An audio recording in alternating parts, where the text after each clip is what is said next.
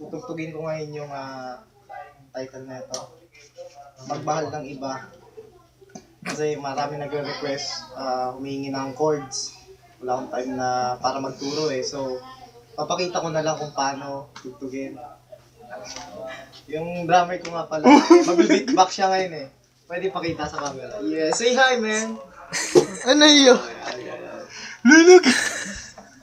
So ito, start na tayo. Magmahal ng iba. Sa mga may girlfriend at boyfriend na huwag na kayo magmahal ng iba. Game! 1, 2, 3, go!